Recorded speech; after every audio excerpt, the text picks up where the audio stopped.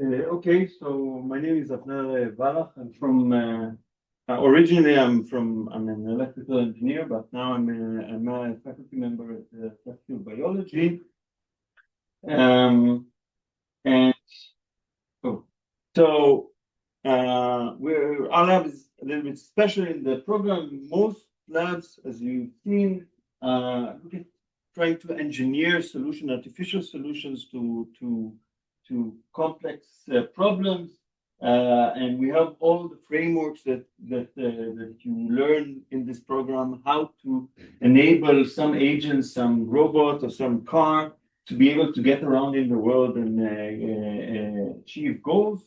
Our objective is to do the opposite, to look at natural systems in the world that are able to do these things quite efficiently, like the salmon that is born somewhere in this river and goes through a very big navigation in a very complex world and ends up going up all the way back to the same stream, right to the mouth of this bear.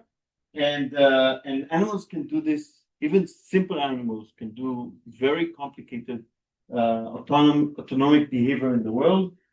And we are trying to reverse engineer using all these frameworks to try to understand how the animals are able to do this so efficiently. And so if you look at how this is done in artificial systems, there are way better experts here in this room that are tell you how this is done. A lot of these algorithms are based on somehow using both the senses and motor action to construct a map of the world around the robot and to localize itself within it. But if you look at the hardware that is doing that in animal, which is this structure which we call the brain, central nervous system, then it's doing something very different. Okay, so this is a brain of a fish, kind of a slice of it. This is the back of the brain. This is the front of the brain. And the brain is composed of these cells called neurons. That what's special about these cells is that they have electrical activity, which is called action potentials, that we can record.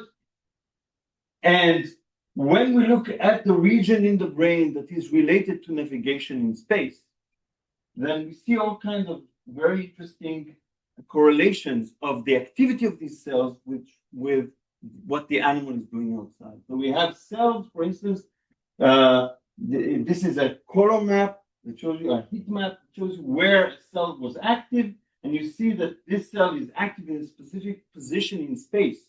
Okay, so it's reporting that the animal is in this corner of the box. We have grid cells in some animals. These are cells that are kind of like, people think of them as a kind of odometry, right? Measuring distances. We have cells that respond to borders and objects within the environment. We have cells that act like a compass that respond at specific azimuth in space. So these correlations, we don't see an actual map constructed. We have cells that kind of report where the animal is located and various variables.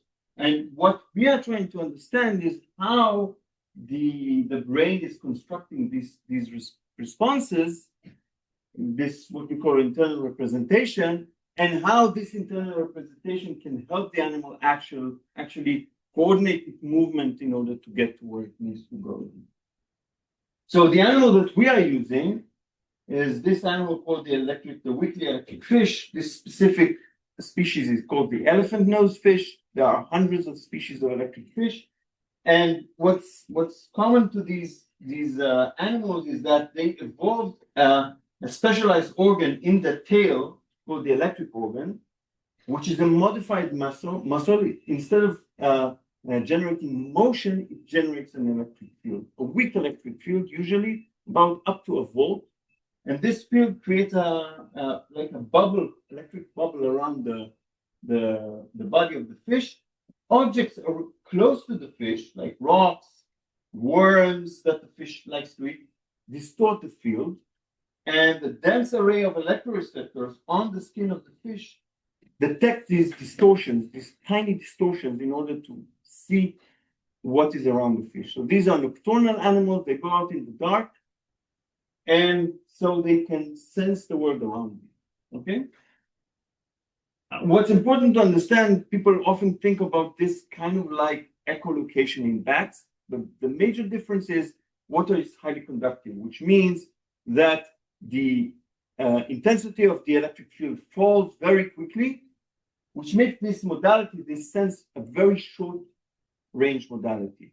So it's more like the sense of touch than like the sense of seeing or hearing. Okay, so it can create a small bubble around the fish, but that's enough for the fish to go out in the dark and find food while it's being protected from the main predators, which are birds. Okay? Why are we using this system?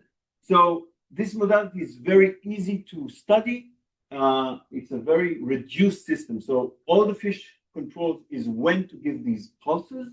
And because we know how electric fields behave, we can compute what the fish is doing, what the fish is sensing in each and every given moment. So you can see here a picture of the fish swinging around, and I superimpose the electric field that is created by the fish as it's moving around, so we can compute how the world look like from the point of view of the fish. What the key technique that we intend to use in the lab is to record from the brain of the fish as it's moving around and interacts with the world. So I developed this tiny implant, watertight implant, that we can implant on the head of the fish. And you have a cable that goes up back to the computer. We can record the animal's behavior using an infrared camera. The fish don't see infrared, so for them they are in complete darkness, and give them all kinds of tasks and record the activity in the brain. This is how it looks like. Okay, this is slowed down by a factor of 4. You can see the fish moving around. We can track the behavior of the fish, where it is, what is the azimuth, what the fins are doing.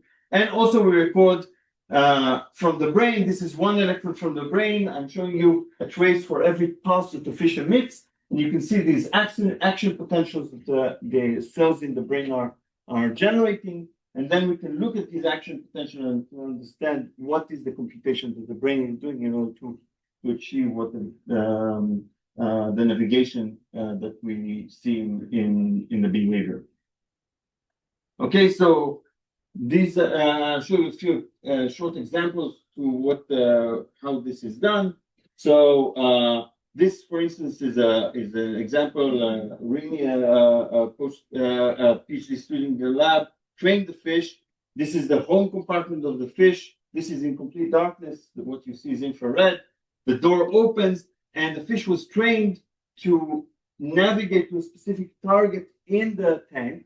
There's nothing there. This is basically what we call dead reckoning, as to kind of compute how to get there. And once it got to the target, a door opens and the fish can go and get food and then return home. Okay, so the fish has to map this around and understand where is the target, how to get from the target to the food, how to get from the food to the back home. What clicks you here are these pulses the fish emits. Okay, and the rate of the clicks is color-coded. And you can see the fish, in this case, this is a well-trained fish, is doing it quite well. Pass through the target, the door open, he's getting the food, and then he comes back home.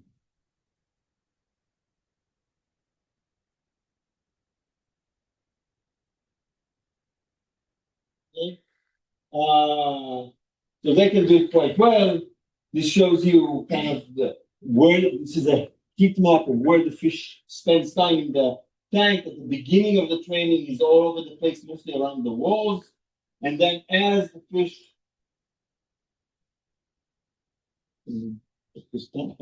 as the fish learns the task, more and more it converges to this very clear trajectory of getting to the food. In this case, the food was on the right side, and then back home.